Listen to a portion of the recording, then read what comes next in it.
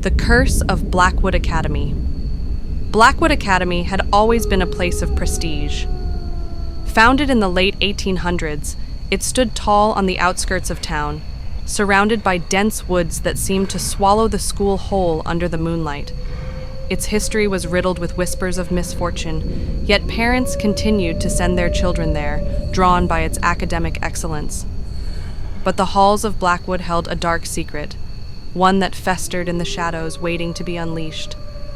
It began with a boy, Ethan Carter, small, frail, and invisible to the world.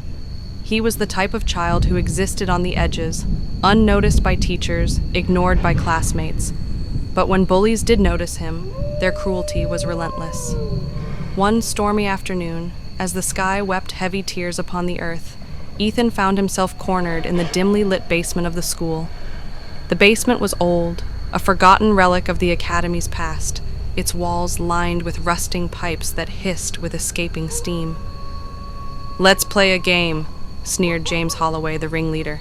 "You hide, and we'll find you." Ethan didn't resist, as they shoved him deeper into the basement. He knew struggling only made it worse. The laughter of his tormentors echoed like a twisted melody as they sealed the heavy metal door behind him. What they didn't know, what none of them could have known, was that a gas pipe had cracked somewhere in the shadows. Ethan's breaths grew shallow. His small hands clawed at the door, pounding weakly as he tried to scream. The gas filled his lungs, his vision blurred, and his body convulsed before collapsing onto the cold floor. By the time they remembered him 3 days later, Ethan was nothing more than a decayed husk with hollow, sightless eyes. The school covered it up. The students who locked him in were given quiet warnings, their futures too bright to be tarnished by the death of a nobody. But Ethan was not forgotten. Not by the school. Not by the shadows. A year passed. On the anniversary of Ethan's death, Mr. Holloway, the history teacher and father of James Holloway, was working late in his classroom. The night was heavy with silence, the school deserted except for him. The air grew cold. The fluorescent lights flickered, casting brief moments of absolute darkness. A soft whisper curled through the air, barely audible. "You left me there." Mr. Holloway turned sharply, his heart hammering against his ribs. "Who's there?" he called, his voice shaking. The door slammed shut. The temperature plummeted. His breath misted in front of him. Panic clawed at his throat as he stumbled backward. Then the whispers turned into screams. Invisible hands grabbed him, dragging him toward the chalkboard.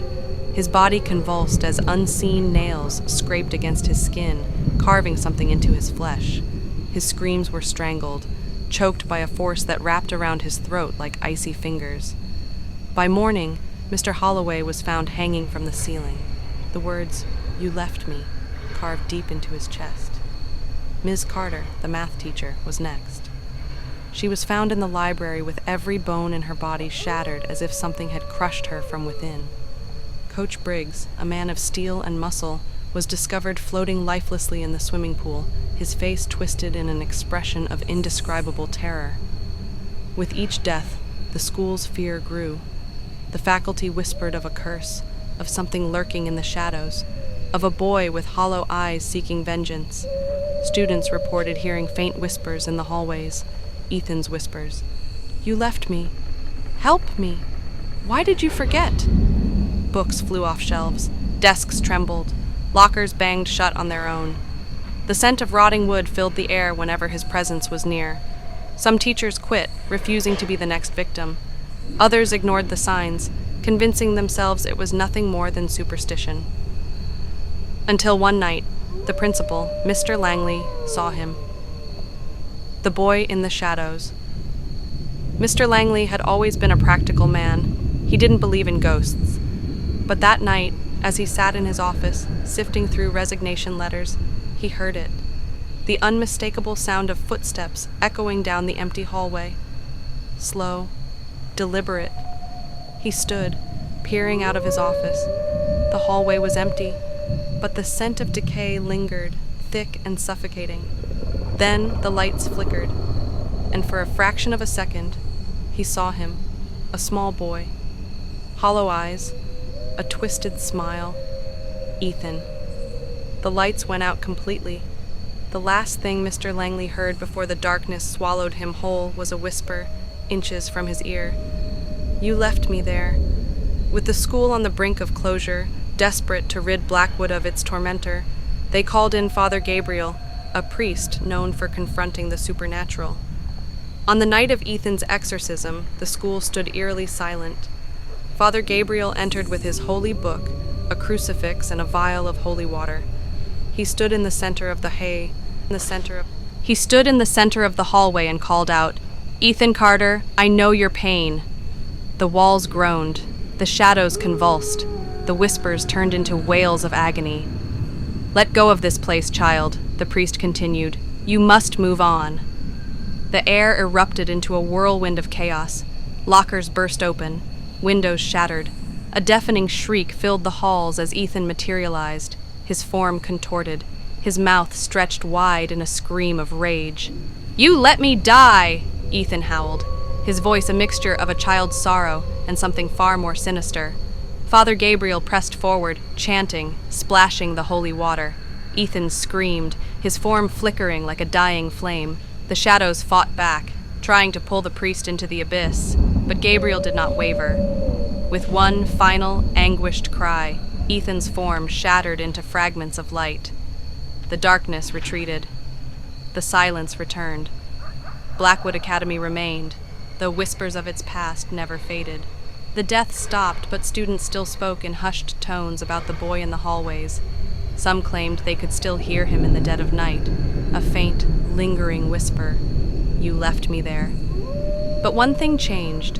Father Gabriel, once a man of faith and power, was never the same after the exorcism. His eyes grew dark, his voice quieter, his presence unsettling. And then, one day, he vanished, leaving behind only a single message scrawled on the wall of his church in smeared, blackened letters. He never left. And in the dim glow of the school's empty corridors, the whispers turned into laughter, not sorrowful, but hungry. St. Marcus Academy had a history soaked in both academic excellence and unspoken horrors. The towering stone building, built in the late 19th century, had once been a convent before being repurposed into a school.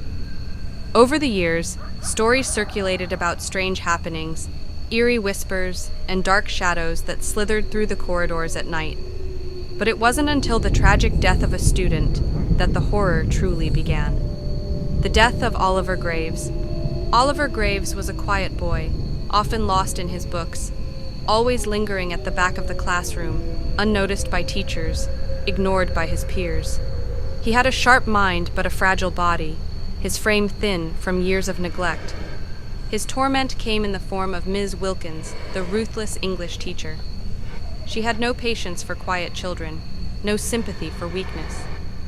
She saw Oliver as a stain on her perfect classroom, a distraction to be silenced. One late afternoon, as rain lashed against the windows, she kept Oliver back for detention. "You think you're clever?" she sneered, slamming a ruler onto his desk. "You're nothing." Tears welled in Oliver's eyes as she forced him to read aloud, taunting him when he stuttered, ridiculing his shaking hands. The humiliation was unbearable.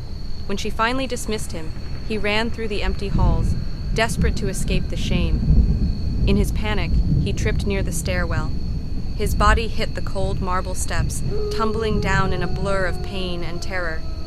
When he landed, his neck was twisted at an unnatural angle. The silence swallowed his last breath. The school covered it up. A tragic accident, they said, nothing more. But Oliver did not move on. A month later, Ms. Wilkins was found dead in her classroom. The way she died sent chills through the faculty. She sat at her desk, her head bent at the same unnatural angle as Oliver's, her mouth stretched wide in a silent scream. The ruler she had once slammed against Oliver's desk was impaled through her throat. Her chalkboard bore a single phrase, written in smudged, shaky handwriting. "You laughed at me."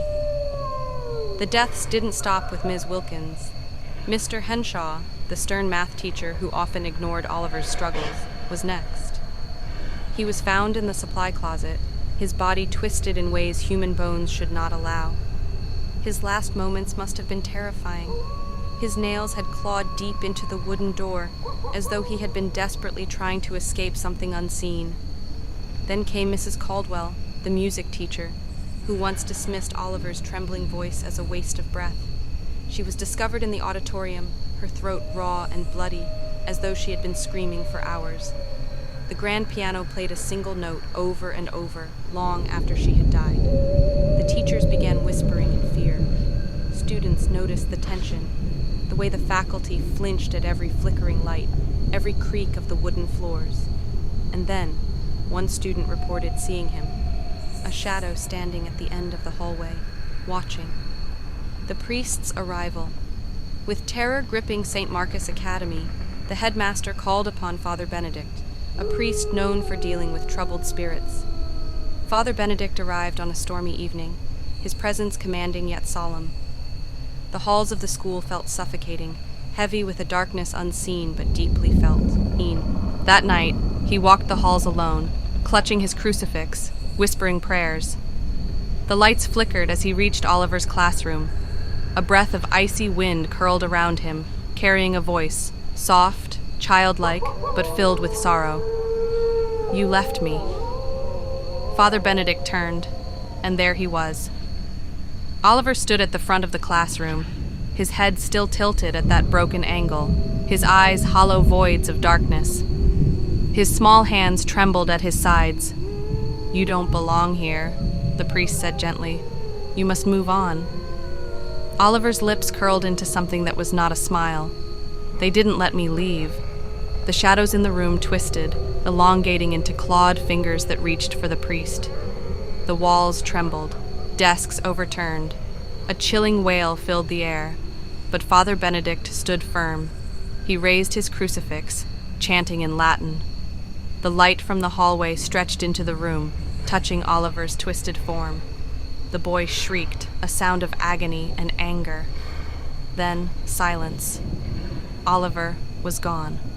St. Marcus Academy continued, though the teachers never spoke of that night. No more deaths followed, no more shadows loomed in the hallways. But sometimes, late at night, the janitor swore he could still hear the sound of soft, quiet footsteps echoing through the empty corridors. And once, carved faintly into the surface of an old wooden desk, someone found a message that had not been there before.